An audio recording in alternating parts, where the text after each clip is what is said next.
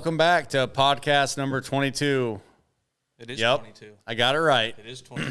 Check it. So it's Thursday night, and tomorrow's Friday. We got 2 more days after that of shotgun season. This is the last weekend, and then it rolls into late muzzleloader. But, first we're going to introduce our guest, Corey Mckinney. He's in the garage/podcast studio. So welcome. Thank you. It's kind of a funny story how we met. We met during work on the side of the road. You were working for the Iowa Soybean Association at the time. Yep. We're looking at the oxbow restoration and some other things, I believe, on a couple of the areas that I manage. But now we've been talking hunting ever since, and we have a mutual friend that I think you went to school with, Lee. Oh, Lee her? Yeah. I lived with Lee in college. Too. Oh, okay. Yeah, I know Lee well. So did you ride bulls or did No. you? No. Lee, he's stretching a little bit. Lee didn't ride bulls until hear that, in Lee? college. Yeah, you can quote that one, Lee. I'll stand by it, too. Was he good? I never actually watched him do it, but Did he ever get hurt? yes, his first time, he broke his arm. Oh, his first His time? very first time. That would be my last time. Yeah, Did so I hit that right? Okay. we lived with another kid, Colby Stallman, and he was a bull rider and convinced Lee to go ride a steer on the rodeo club, and Lee broke his arm. So technically, he's a bull rider. The best part was Lee came home and was hurting, and we were just like, dude, you're fine. Suck it up. Like, it can't be that bad. It was No, he broke. broke it. Yeah. Nice. So I'll give him that. Yeah. Well, I've never rode a bull, so. Yeah, I can't say that either. But yeah, it's fun. I think Jesse and I have known each other for Yeah. Work? I think Jax, or did we overlap at Fin and Feather? I probably I never worked at Fin and Oh, Feather, okay. But Yeah. I was in there all the time when I lived in Iowa City. Mm-hmm. But yeah, and then both worked at Jack's, right? Yeah, in 2014? Maybe. Yeah, it was 2014 or 2015, I think. Is Could when be. I started at Because Jax. I worked there part-time when I was working for a different carpet cleaning company and came in after work and worked on bows and like 3 or 4 days a week whenever I wanted to, really. They're like, yeah, whenever you want to come in and like work on bows, nobody's here to do it. Yeah, I'm like, yeah. okay. Yeah. So I would there were days I was there like 13 hours. We'd have like no work at my regular job, and I would just be like, okay. Go play with some bows. Go work on bows, fletch 100 arrows, and I miss it sometimes working on all that stuff. But the nice thing is I still get along with Andy and everybody up there, so if I ever need anything, I have a full bow shop. I can just go do whatever I want with my stuff. So. Yeah. I don't miss fletching arrows. They fletched a lot of arrows there. I remember one time I went in, I did 13 dozen arrows one day. Yeah, they had like, what was it? Six Six or seven bits and burgers on a 2x4. Yep. Right helical, left helical, straights. Yep. Yeah, it was terrible. Yeah, I use quick fletches. Yeah. Fletch my own. Boiling water. They work. They do work. I have a set that I don't do it anymore, but I had a set that I'd always have a few extra ones. I shot them not that long ago, but I've been shooting tack vanes for like 2 or 3 years, and I can't really get away from them. Gotcha. So let's rewind. Kind of tell us a little bit about yourself, where you're from, how you got into hunting. Yeah, so I'm originally from eastern Iowa, small town called Oxford. My parents are from southeast Iowa, and they actually moved back down there now. That's where our farm's at. That's where I hunt. But, yeah, pretty much it was a family thing. My dad was a big bow hunter. I started bow hunting, shot my first deer ever with a bow. Really all my deer with a bow. I've shot a few with a muzzleloader, never one with a shotgun. So, yeah, that's pretty much it. And then when I was young, I started working at Fin and Feather. Was there Matthews Tech for 4 years, quite a while, and that's really when I got big into bow hunting and shooting bows. Did you work with Mobley? Yeah, And Nick? McCollum, Colton Hall. There was a Colton little worked bit of an overlap there. Right. Yeah. Because that farm I'm buying is the one Nick actually owns it, so I'm buying it from him. Yeah, I mean, I don't know if I could pick Nick out of a crowd because that was 2009, 2010. Yeah, I'm sure he still looks the same. Yeah. A little bit skinnier. Yeah, a little bit skinnier. Yeah. Better in shape. Yeah. For a while there, he was doing Ironmans. Really? Yeah. That's nuts. Yeah. Not my cup of tea. So Yeah, I ran like 2 miles last night and pretty much died. So. that's 2 miles more than I ran last year. I worked out 2 nights ago. Yeah. Yeah. This is the first time in over a month my back hasn't hurt. That's good. So Start. been chiropractor, medicine, all sorts of stuff. So I think Saturday I might go to the gym and give it a try. Yeah.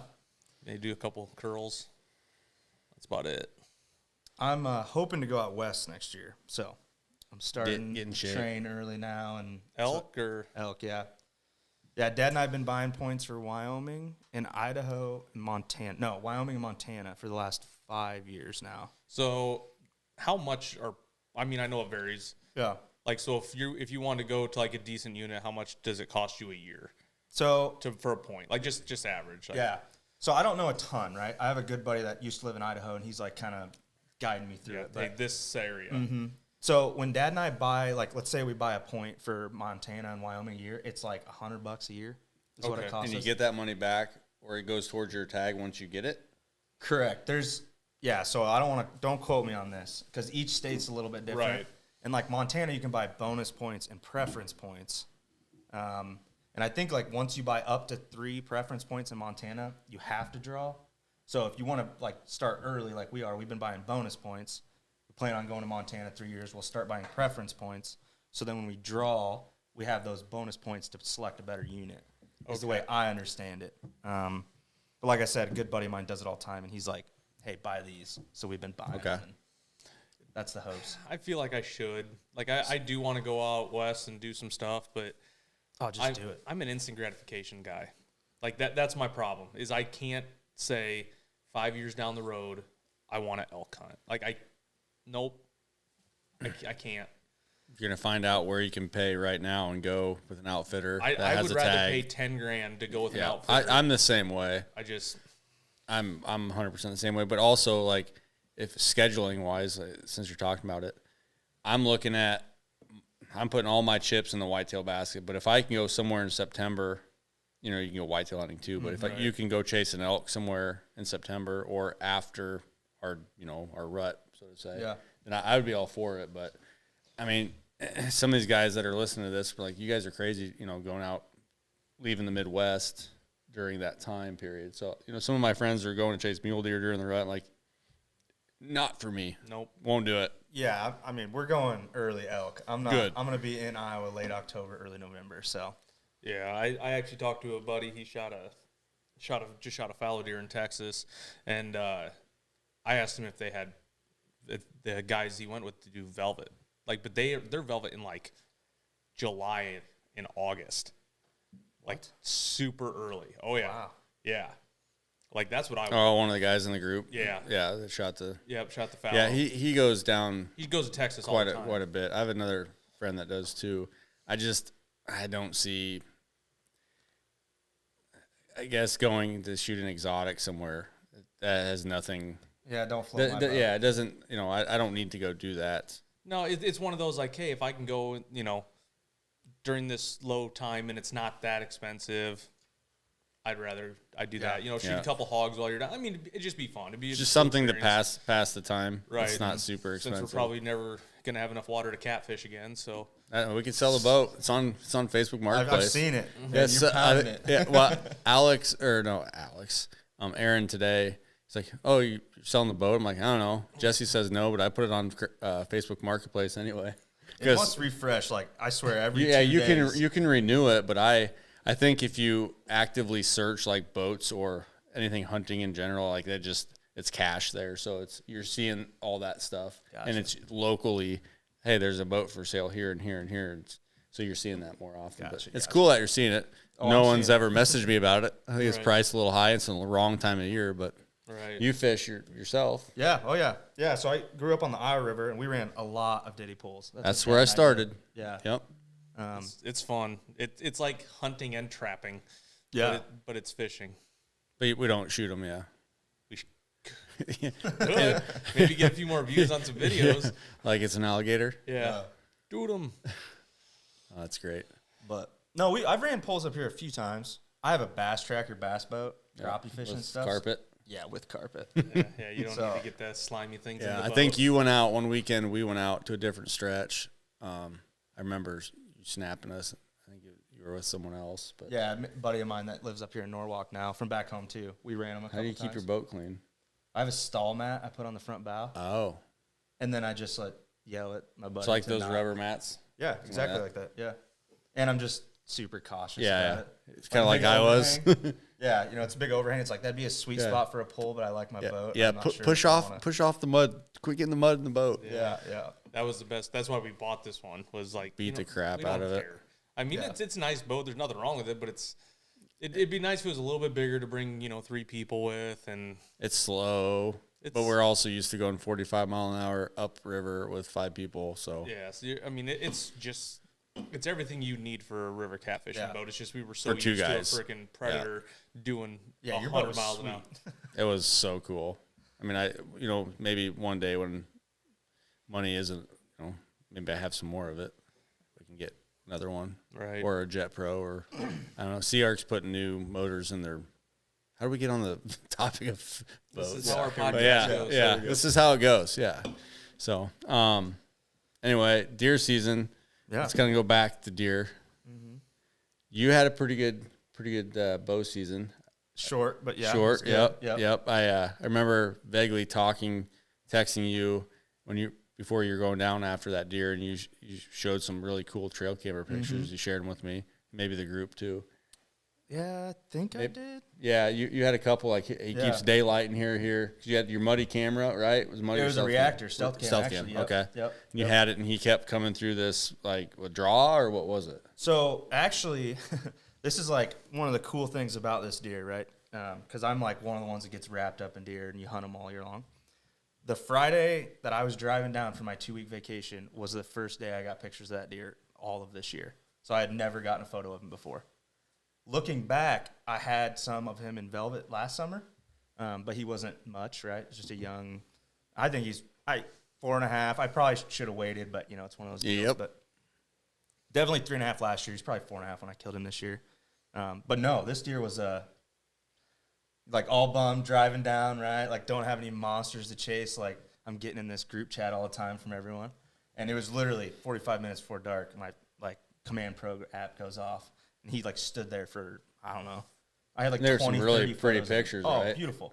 Yeah, 5-10 foot in front of the camera, looking both ways. Up, down. Oh, yeah. Here's what I look like. Yeah, and it's 30 yards from my stand, maybe. So, yeah, it was crazy. And then the only other pictures I got of him was, I think we've shared them. Yeah, with the arrow. Him coming into the rattle and then him leaving with my arrow. Yep. So those are the only photos I have of him this year. You got pictures of him heading down there to the farm. Yeah. And then you went that next morning and shot him? Yeah. Or was it two mornings? 2 mornings. Yeah. So, I can dive into it a little bit, right? So I was hunting my uncle's farm, and kind of how that lays out. There's a strip of timber on the south side of it. What's cool about this is that strip's kind of cut in half. One half of it is they're probably 15, 20-year-old oak trees. He planted in a traditional 8x8, how you do oaks, right? Yep. They do self-pruning, hoping they die out. Yeah, these things didn't die out, right? So it's packed full, a little bit bigger than softball-size oaks, multiflower rose, honeysuckle, just thicker than hell. Then behind that is some hardwood timber. And my uncle this year actually blazed a path in between them. So I had that thing littered with cams all summer, reactors, thinking the bucks were going to cruise these. Never got them, right? So then I moved that camera to traditionally where I found deer in early October. Got a few pics, nothing crazy. Driving down, got those pictures. That was Friday night. Saturday morning, I'm like, well, we know where I'm going, right? Yeah. So the walk was good. My stand's on the southeast corner of it. So northwest wind, all that bedding blows right in there. Those bucks kind of cruise in that hardwood timber. So I walked down, got in there. Oh, wait, actually, so on my walk in, I have to cut kind of close to that bedding to get to my stand.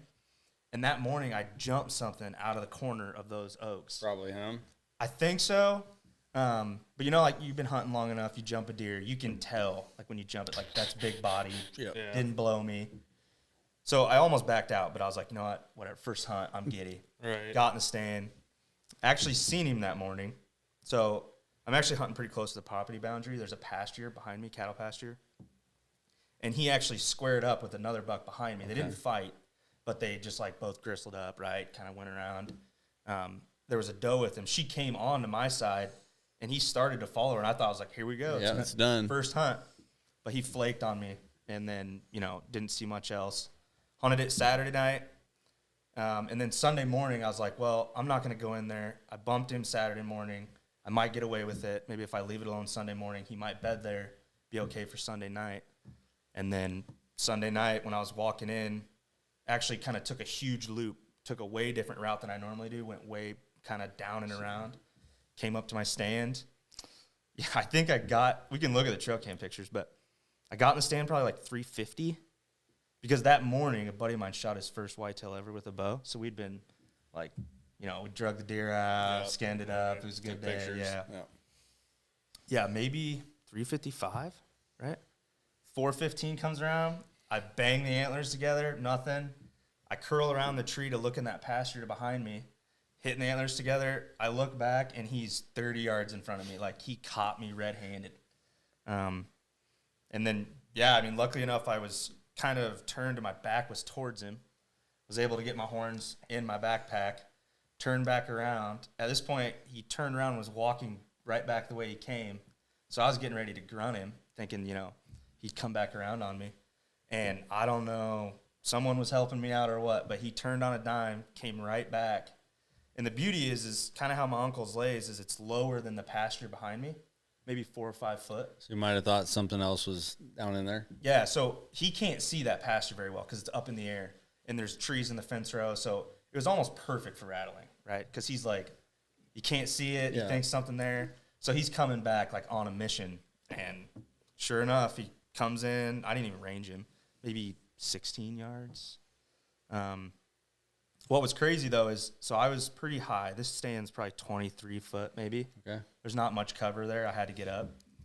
I normally aim pretty low, but I went center mass on this one because I knew he was so close, heat of the moment. I let the arrow fly, and when he turned, probably like 6 or 7 inches of my fletching and nocturnal was hanging out the side I hit him. My broadhead was out the other side. But when he ran, it made it look like the knock was really high, right? Because it's sticking out because of the angle. So I instantly thought, like, oh, crap. Like, I just hit him so high. I'm, like, kicking myself, right? Well, at the time, I was pretty jacked. And I sent a Snapchat to the group, probably looking like a doofus because I was riled up. But what was cool, though, is so I made a couple of phone calls, called Dad, called the buddies in camp. And when I get done, I look at my app, and I'm like, stealth cam went off. So I opened it, and that's when I seen those pictures. So you could see where you hit him. Yeah. So when he's running out, he's Mach 9, so it's blurry. And I could see the nocturnal, and it still looks high on his body. So I'm like, shit, I hit him high. Where it gets crazy is I sat there another hour because he ran kind of the direction I had to walk out. So when I walk out, there's that path I mentioned that my uncle blazed in between the two. I'm like, I'm going to glass that quick. It's only 50 yards from where I shot him. I'm like, just make sure, like, what's the chances I can see him, I get up there before I can even bring my binos up. White belly. No, I could just see his rack because there was a little bit of a dip. Oh. So I could just see it would have been whatever, right side, left side. I could just see horns like maybe 70 yards at that point down the trail. He went 50 yards piled up. So now you're excited. Like, oh, that was a good shot. Oh, I'm just stoked, right? You never know. And that's the thing. Like, when I hit my buck, I'm like, I even have it on video, and I'm watching, I'm like, God, that's a little high. Man, it's not too high, but it's high. Yeah. And, he went like 70 yards. Yeah, unless you watch them fall. Or you shoot and you're like, he's dead. Like, if you have that in the back of your mind, like, oh God, perfect shot. Mm-hmm. Then there's no like self-doubt until like about 10 minutes later, you're like, well, maybe it was high. Or, no, God, I know what I saw. Man, that's a double lung or a heart shot. Like, I did that with the one I shot. I'm like, that was a perfect shot. And I kept played it, hit it, rewind. I'm like, yeah, he's got to be dead. Why am I self-doubting myself? Like the one I killed the year before, same thing. Like right behind, he jumps, blood goes whoosh, and you're like, oh, he's toast. That's the only deer I've ever killed with my bow. I was like, oh yeah, I'm not even concerned. Like, who cares? Like, but yeah, you have that doubt. And then you get on the blood trail. Why'd they run so far? Yeah, how come right. Like that one. Like we were tracking mine. You're like, oh yeah, there's some blood. I'm like, God, there should be. Where I hit him is just. And then he did a death run. Their blood out of his mouth. It was disgusting. But yeah, he probably went. And honestly, he went so fast. When you're looking for blood, you're like this, and it seems like that 10 yards is like 50. Right. And then you're like, okay, well, we He only went down the hill and up the hill. We went like 16 yards before we found the first drop of blood. Like But he ran so fast. But that's nothing. But when you're looking, you're like, why haven't I found blood? Why is there only a drop? Yeah. Why is there this? Especially at night. At Right. night, I have a big light that I shine. It's like a work light. Yeah. And so I'm carrying that around looking for blood, and that deer didn't go that far, but yeah, we couldn't find it. We're like walking all over the place, like, where's it at? Yeah. Where's it at? And then as soon as we find it, like, okay. And then even then we find like, oh man, there should be more blood. And I'm like, we've only walked like 6 then once steps. we got up the hill, there's blood found everywhere. and There's he's blood everywhere. He goes down and goes up, and it's still really good blood. But he's like, God, it should be way more blood. And we get up to the right on the crest, and it's just like you took the bottom of a jug and cut it it was open. kind of And then disgusting. from there to like where he was piled up was like 10 yards. Yeah, if you 20 watch yards. the video, just that once you start videoing with your phone or whatever, you can see like the blood all over. Oh yeah, the whole time. Like I mean, it was. I've seen it was a death run. It's probably the most blood I've seen come out of a deer's mouth. It was gross. During an interview. It was like his ears. Like he was running. It was like wow. Yeah, it's all over. Yeah, I didn't even track mine because I like. So yeah, you didn't get that. Oh, I'm gonna. Well, what's crazy is that I've been super fortunate. The 3 bucks I've killed before this, I've all watched fall from the tree stand. So this is the first one in like quite some time. Almost could have watched him fall if he was that close, right? Yeah, but it was so thick. Okay. Like and when he ran, like his tail was tucked, he was running pretty good. And like in that trail cam picture, he jumps over multiplier rows that are 4 or 5 foot high. So I'm like, man, maybe did I one lung him? Was I too high? So did you hear him crash? No, nothing. But he was in a mowed trail. Oh yeah, so you wouldn't have heard that. So yeah, and I just the last 3 deer I've watched fall, so I'm like crap, But once we found him, it came out right on his pocket on his other side. It was perfect double lung. But so since we're talking about deer, before we, I guess finish your story with, did you celebrate? Your buddy's gonna help you? Yeah. So it was funny. I called the buddy that was in deer camp with me, and I'm like, hey, I found him. He's like, what? Because I just called him like, I don't know about the shot. We're gonna give him a while. I found him. He's dead. And he's like, so how bad's the drag? I'm like, it's on the lane. And he's. I've never killed a buck with a bow that literally I could back the truck up to. That's cool. So that is awesome. It's nice when it happens. Well, congrats on that. Yeah, that's pretty cool. That's a cool deer. That'll be the front of our YouTube thumbnail, so you'll be able to see the picture of that. Yeah. So, and what else is nuts here, quick too, which I don't know if I've ever had this happen, but when I shot my buck, so 2 years and 4 minutes before I shot a deer at the exact same, like everything was the same. Dude, Same that's spot, 4 bizarre minutes. because what I was going to go into was another deer that was the same day scenario. Yeah. That is cool. Yeah, so what's weird, so my uncle's place is loaded with does, right? The farms to the south, it's a gentleman that like lives out of state. Like he's got way more money than I do. The food plots are ridiculous. But he's got all these pastures Good up against neighbor. my uncle's. I don't know him very well. So like there's nothing up close to my uncle's because he's like, yeah, it's the neighbors, right? Right. So the bucks stay down there. And my uncle always tells me, like, every year, he's like, dude, I'm telling you, day or two before Halloween, this place gets nuts. Like, bucks come out of nowhere. So for the past, 5 years, I start my 2-week vacation, the Friday before Halloween. And, yeah, just talking about that deer, 2 years. Yeah, it's worked. 4 days. Wow. It's worked amazing. So that's really neat. So how many, say that one more time. You shot your deer. Yeah, so, yeah, it's kind of confusing to explain, right? So the deer I shot this year, exactly 2 years and 4 minutes, looking back, I shot a buck in the exact same stand, spot, same situation, same everything.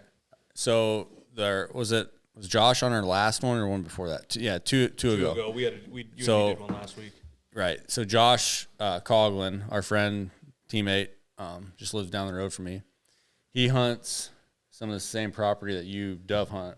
Yeah, that buck I And filmed. yeah, you filmed the buck that he ended up killing this year, which he shot last year on the same day. He shot I might be wrong. They're both 170s. 176 and 2.8s, and then this year's 176 and 6.8s. Yeah, it was a couple eighths bigger. Yeah. And Emily told him, hey, you got to shoot a bigger deer to mount. And I ended up scoring that one that he shot this year, but it was on the same day. But yet you videotaped that deer that he shot this year when you were dove hunting was that opener, September 1st? It was close. Yeah, and thank God for that deer because I shot one dove that day. It was terrible. Like that deer was, I mean, just the video itself, that was pretty It was cool. like the most random thing ever. Yeah. Like, he doesn't care. Oh, and that was like, I had taken a bunch of Snapchats before that and like whistling at him. He picks his head up. And then finally I'm like, I should take like an actual video of this. So I do it again. He picks his head up. And I mean, awesome frame. Yeah, that's cool. I'm glad Josh killed him. Yeah, that thing was a beast. That's really, really cool. That's the same area where that mule deer was last year in that section. Oh, really? Yeah. Wow. We talked about, but That's nuts. it's a good area. We've all hunted in that area. So, Yeah. late season, you got late muzzleloader tag? Mm-hmm. Yeah, so I got I have that velvet buck I've been sending you guys. Is he still around? Yeah, so he's like G2 and his right brow tine, the tops are peeling off. But he's every other day, probably. You got any marbles under him, or did he jump a fence and get him ripped off? 'Cause it looks like a buck to me. Like just his stature, his face, all of his definition. Like everything looks like a buck. Yeah, so I have history with this deer. So last year I think I've shared pictures with him. He was a really cool buck. We actually called him the muley buck. Not antler doe. I don't Right? think so. Okay. Because I have a shed from him. I've watched him chase a bunch of does. He's all over my cameras. You have a velvet shed? No, so the velvet was like on the bottom of the main beam. So the story with this is I saw him last season late muzzleloader, and I determined I was going to pass him because I thought he was younger. I'm like, dude, if this buck blows up and he keeps his velvet, it'd be awesome. He shedded one side, and then late muzzleloader ended, and I got my wife. I'm like, dude, I know one shed's in there. I know where he beds. So this shed it had to been like 2 weeks old, and we found it, but it was just chewed to hell. So I think he's got some sort of like deficiency or something.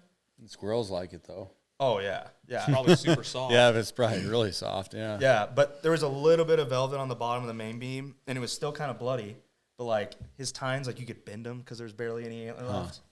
So, And I find that so weird. Like certain areas with sheds, like they don't last. Like the farms I hunt, I'll get some little chews here or there, but very seldom do they like gone. yeah, You know, Like your biggest, probably would have been biggest shed. the one The from Iowa squirrels City. completely just. I don't know. Who knows how big that shed would have been? I mean, we saw the deer the next year. What it probably been an over 100-inch shed. Yeah, I mean, this deer was like 200 it's- typical. I mean, people throw that around. This deer was. wow. But the squirrels completely just. It was Demolished main it. beam, brow tine, and like the bottoms of the G2 and G3. Really? Yeah, and it all depends where they drop them. If they drop them in a hardwood forest area, opposed to therapy or or something. prairie, yeah, Yeah. or an open field even. Right, because if we, like the ones you find out in the open, they may be a little bit of like mouse chews on them. Yeah, But that's it. But or even- coyotes will drag them around and chew on them a little bit. But Right. as far as rodents go, the squirrels are the biggest culprit. So Right. shoot this more thing squirrels. was mowed, and I don't know how my wife found it because it didn't have a base on it. Like the base was gone. They ate all of it, so it was like laying virtually flat on the ground. And she's like, "That looks like a shed." And I go up there, and I knew the buck instantly because he's got deep splits on both his G2s. Even his G3 on his right side has a split. That's why we called him the muley buck in the summer. Like I didn't know he was gonna keep his velvet, Right. so we're like, "Yeah, it looks kind of like a mule deer." So we kept it. That's cool. So you're gonna hunt him. Do you have him on a pattern or just? Yeah, so he's actually one of three. So I got 3 different bucks down there. This is actually a farm up here that I hunt. Okay. And really, none of them are like big scorers, all that kind of stuff. They're just old deer that rule the roost. I think they keep a lot of bucks off there. I get them everywhere. But yeah, that velvet buck, I mean, there's some alfalfa field that I hunt there. Good. Every other night he's in there. That's So so you're saying you got a chance. I do. It sucks because last year he was awesome, and then this year he's went to like score's not everything. Yeah, it's definitely cool. Hopefully you end his chapter and you can have a really cool mount on your wall with that guy. But so you have a tag. Yeah. You have a tag. I have a tag. Your situation. Let's hear what you did today. So the one main farm I hunt, I went and took care of all the corn. So took the fence down last week. Got it all ready. I'm taking my oldest daughter tomorrow. She still has her youth tag. She's at the point, we'll wait a little bit, but if there's a doe standing out there with 30 minutes of light left, I think She's gonna shoot it. she doesn't care. She's not a. She's pleasing you by going and spending time. She likes to go with me and enjoys that I like it. She shot a really big buck last year, opening day of youth season, and she's just like, yeah, I'll go. I like it. It's fun. So Yeah. But she also isn't like, oh, I need to shoot a buck. So you sit in the blind, we'll sit in the blind, hang out, piddle on the phones and stuff, watch turkeys. Bring snacks. Oh yeah. Gotta have snacks. Yeah, and then I'll let her bring some snacks for herself. Oh. Most of them are mine. Yeah. But, yeah, so we'll get her out because she's so busy with gymnastics and cheer and basketball and volleyball. Like my girls are in everything, and it sucks, but it's awesome. It's a good experience. So this is probably the last time she's going to get out, and then I can start hunting Monday, but it's my uncle's farm. He's got to lay muzzleloader tag. He's still taking a youth hunter out. So, and I haven't really had anything on that farm to hunt since Thanksgiving. I think it's the last time. But you got some food on there, so something could there's show a bunch up. of corn. There's brassicas right there. There's a little bit of clover, but it's pretty dead. I mean, I think at this point that clover's 8 years old. It probably just needs to be completely turned over and reseeded, honestly. And that's that farm. 2 days ago, I went to the other one that's just basically a cut corn field, a big 40-acre ag field right next to a bunch of timber, and the landowner's been shotgun hunting it the last 2 days, which is his farm. Yeah. You know, whatever he wants to do. But there's only one deer that I have pictures of all year that I'd even shoot, and I haven't seen him in 4 or 5 days. But my number one target's on that farm I'm buying, and he's still alive as of this morning. So Good. Awesome. He walked through the brassicas this morning, where I have my hawk blind, and I went there and I put a heater in it, you know, just because it might get cold at some point, but Yeah. check the cameras, make sure they were good on batteries, kind of tweaked them a little bit, and looked at I just thought it was a bunch of tops. There's a lot of bulbs. Those are big. Like, I mean, They're not big. No, that's that is the biggest turnip I've ever Give it to grown Jesse. in They're my big. entire. They're big. They're big for Jess. I mean, They're good size. The big ones, when we talk about big, I'm talking like we got volleyball size ones, which are way too big. But the deer are still nibbling on them. Well, the thing is the soil difference. Like, Well, Southern I Iowa's planted them way too early, so too. loamy. Yeah. And I planted like 3 different times, and I think they just never took, and then all of a sudden they just. But I put 400 pounds of urea out there too. Is your big one hitting that? Is he? He was there last night. So yes. Yes, he's there every few days. He hasn't daylighted since the 1st of December. Do you need a good cold snap? Maybe if he's going to bed. A cold snap, and he's dead. Daylighting? He daylighted on the 1st of December in the morning, but he's always really close. And Is he bedding on you, do you think? No, there's not a lot of bedding right there, but I think he's on the neighbor's cattle pasture.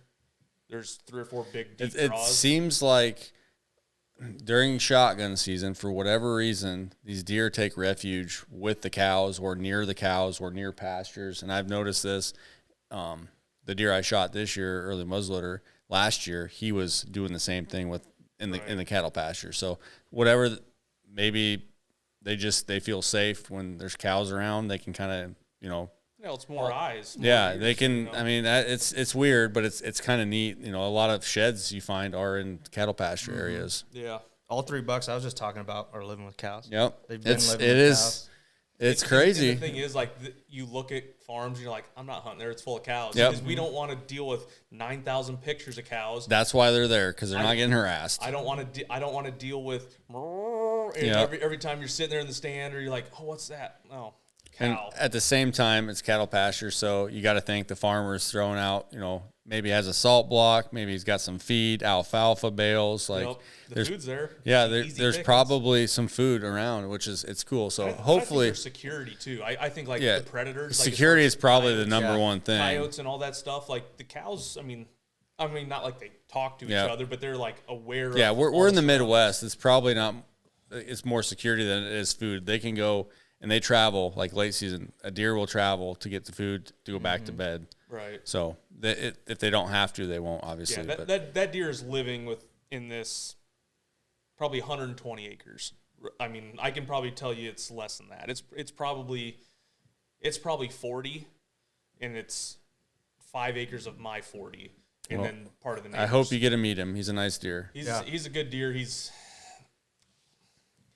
If he lived, it wouldn't hurt my feelings, but he's 5.5. Yeah. I mean, what's to say that he's going to, same thing like with your deer. He could lose 40 inches next year. I don't know. Hit by a car, killed by somebody else. Is there anything else besides him that has been recent that's not, the last 2 weeks? Nothing? No, nothing. I mean, I haven't had a shooter on camera in daylight. Hey, you never know. I just told the story. Well, no, and I mean, I'm gonna hunt it. I'm gonna hunt there. There's a big old 8-point there. I passed him 3 times with my bow. If I had already had the farm bought, I would have filled my landowner's tag with him the first time he walked out with my bow. I mean, he's 300 pounds, 125, 130 inch 8-point, big old deer. I was gonna kill him, but it's like, yeah, I mean, I strongly believe that's kind of what I was talking about. Is like sometimes on some of those farms, those old mature bucks may not score the highest, but you start taking some of those out, it just leaves room for the new guys to move in. Yep. You get new deer. That's kind of my mission for late season. I agree with you when it comes to that, because I have one in particular on the farm, on a farm, that's basically pushed all the other good deer out. Yeah. And he is just, I know he's really old. It's that flock of flame buck, the sawtooth thing. Right. He's all over and pushing every deer. I had a really nice one show up there with huge kickers, and I think he ran him out. But so you got a target, and I've had quite a few deer. I have an archery tag statewide. You guys have guns, so you're going to probably have a better chance than I do. But I got a couple deer. I don't know, your rap sheet's pretty long. I got a couple deer that one just showed up, and he's big. I would put him, I don't know, high 70s. The problem is Jace has a tag, Jen's going to get a tag, Jeff's got a tag. So the 3 J's will have a shot at that deer. Jace is going to try to shoot the first buck that walks out in the field, which maybe it'll be him. I hope not. But I got another deer that's probably in the 70s. He's probably high 60s, and he's been daylighting quite a bit. So I got some opportunities. You guys can reach out and touch them, especially you with your smokeless. Right. So I kind of envy you. Like my farthest shot is like $150. So but with a $150 with like my old Night Disc Extremes, like, oh man, that's actually kind of far with this gun. When we first shot these guns, I don't have one yet. I haven't jumped on that wagon. Dude, I shot 2 bullets. I shot the first bullet, and then I shot the second bullet, and there's only one hole in the target. And Hollis is like, yeah, you shot the same hole. You missed the second shot? No. Shot the same hole. I was like, no way. He's like, yeah, they're that accurate. So yeah, it's gonna be fun. It's gonna be late season. We need some cold weather. We do, but at the same time, we don't, because I have a bow and I'm a wuss, and I like to hunt. I have the heater bodysuit, but yeah, at the same time, it's kind of like hunting October with these mid 40s high. I think it got into 50 today. It's supposed to be 50 tomorrow. Yep. The deer are definitely not bunched up. They're getting back to their bachelor groups. They don't need to go to food. No, they don't. Is the problem? No, they're eating they're hitting acorns. Green browse. Yep, everywhere. they're out in some CRP that has some green kind of shooting up, and there's a few rye fields around, but not a lot. They don't need it, but right. Yeah, I mean, mine have been hitting alfalfa hard, but that's really all they have where I hunt. There's really no grain anywhere. Like they don't. Well, I mean, obviously we're in Iowa, right? You can go a little ways, but not anywhere recent or decent to get to. So they just kind of hit it. The turnips, though, they're like on my farm, they're starting to hit those. I think I had like 5 deer show up, which is a lot for that place. So we'll see. It's going to be fun. I enjoy doing these things every week because it's always a changing, evolving, time that once it hits that first cold front, it's going to be like the first cold front of October. Right. When just every mature buck is up off their feet walking around at if we can, 2 hours before dark. If we can hit like teens and a skiff of like 2 inches of snow, that'd be beautiful. Yeah, I'd put money on. Well, if you got alfalfa, that's a pretty banger situation. But your place, there's the soft side, our other teammates that, Greg Ryan, he's been watching one. Greg will kill one. I'd put money on him. His first sit, if he's got a good one, he'll kill that deer. Who else? Dylan's got a pretty dynamite setup. Yeah. We talked about him a little bit. So we got some more hunts potentially coming your guys' way on our channel. Yeah, I'll have the camera. I kind of told Jesse, I used to self-film bow hunts, and it just kind of took the enjoyment out for me. It was too hard. I mean, I'm being a pansy because I know people do it. Like, Jesse, you guys all filmed awesome hunts, self-filming in a tree stand, but for me, it's just If you can make it fun, that's what's make it easy, make it fun, tell a story, and the rest will come. I mean, I just rhymed a little bit, but yeah, look at you. Look at me. Next redneck M&M. Yeah. What are you filming with? You got a GoPro or what's I have a DSLR. Oh, you do? Yeah. So I'm big into photos. That's kind of my thing. Yep. But I recently just upgraded here a couple years ago. Got a Nikon DSLR, and I've taken some film with it. I filmed a turkey hunt last year. That was before I was a part of the team, but yeah, I'll have it late season. In the blind, it's just easier. Blinds are way easier. You got a tripod? Yeah. Oh yeah. Nice. And I'll have a GoPro. I got a GoPro too, so I can get second angles and stuff. That's the one thing we were kind of just we're filming this podcast with the GoPro for the YouTube. But as far as GoPros go, I was always a firm believer in, my GoPro's good enough. I have a 5 and like a 4. Mm-hmm. the new ones, if you watch Brad's hunt or if you watch, who was it? Ryan Goodvin's, the GoPro 10. Yeah. The clarity on that thing is very nice. Yeah. So I think after Christmas, I'm going to buy the 12. Yeah. I have a 10, I believe. The 10's good. I think that's what this is. This is an 11. Oh, it's 11? I have a 11 and 9 and a couple 8s. Goodvin's was a 10. Yeah. Yeah. I think even like the 8 and up, like my 8s are really nice, but the problem is there's no front screen. Yeah. That's my biggest thing is you can't, like if you're using the first, second angle like behind you, you can't see what you're looking at. Yeah. Which is the only downfall. My 9 does. This obviously does. The 12 does. And they're pretty slick, but it's just having that second angle. I mean, who was it? Hunter, his velvet buck in Kentucky, he forgot to turn his phone on his mount, but he had his GoPro on behind him, and he had it set up so he could see everything. Otherwise, he wouldn't have that hunt was really, really cool. Wouldn't have got any of it. It's probably the coolest angle I think you can probably have. It makes a much more enjoyable video. I mean, like Jesse, hats off, right? You do all the editing, right? More video, the better. Yeah, it's like, when you're doing just a single camera, no one's perfect. It's going to get shaky. You're going to be off for a minute. You're hunting. If you got a second angle, you can make the video just so much slicker. Well, and we've had 2 hunts where the deer walked out of the main camera frame. Yeah, it happens. We are 100% hunters first. Second is telling you guys a story with the camera. And that's how it will always be. We're not going to put a deer in front of, if the deer walks out, shoot it. At least that's what we tell everybody. If you want to shoot it, shoot it. If you want to not and get the video, by all means. Right. But if it's going to be a deer of a lifetime, then who cares? The camera. Make an ethical, legal shot. Shoot the deer, tell a story. Yeah, we'll share it with you guys. But I think it's going to be fun moving forward, seeing how we end the season. We've had a really banger season, as the kids would say. We've killed a lot of deer, a lot of big deer. I mean, I think we had 3 deer in the over 80s. Crazy.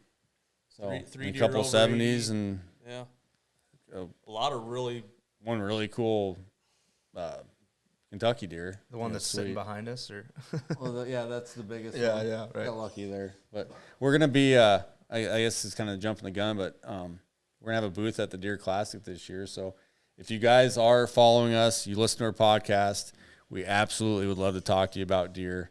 I know that's coming up in March, but we're not too far away. Right. But, yeah, and we're still like pounding out all the details, but yeah, we do have a booth. We'll be there. We'll be there. We'll have more details. So once it gets we look forward to talking to you guys. It's kind of fun. Yeah, I miss having a booth down there. I mean, we did it with Real Hunting for years. That was quite the extravagant booth, though. It was like a miniature log cabin. Yeah, I think remember that. Yeah, I'm trying to think. The last time I worked the Deer Classic was that. Did you shoot the pop-ups with me that time? Probably. When we were working at Jack's and we were working the HS thing? I think so. And who's the old guy that used to be on the HS calls? The elk hunter with the cowboy hat. Wayne Carlton. Is it Wayne Carlton that has the face paint and stuff? He was there that year. Yeah. Is that the year you were there? I think so. Yeah. Yeah. Jesse's been there every year. Yeah, I've missed a couple years. I missed 1 year with Jen's health, but no, I actually think I went there. No, I didn't. I lied. But yeah, I had sometimes, I mean, it's awesome, right? I kind of had a love-hate relationship at times when you had to work it 3 days, standing there all day. It's like, I'm not going back. We're gonna do it this year. Greg Ryan's gonna show us how to have a good time. So. Oh yeah. I guess he had a good one last year, but so we'll end this podcast. Hopefully you guys have a great late season, and share some pictures with us. Hit the like, subscribe, do a cartwheel, and we'll see you on the flip side. Thanks, guys.